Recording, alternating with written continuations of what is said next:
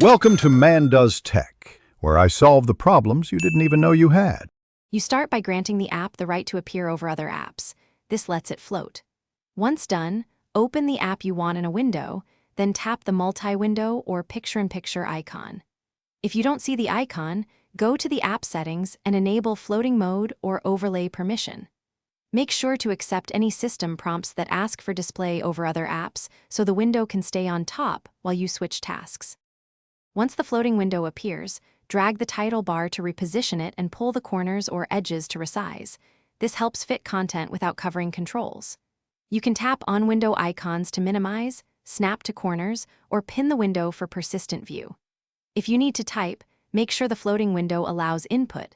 Enable the keyboard option in the app's overlay settings.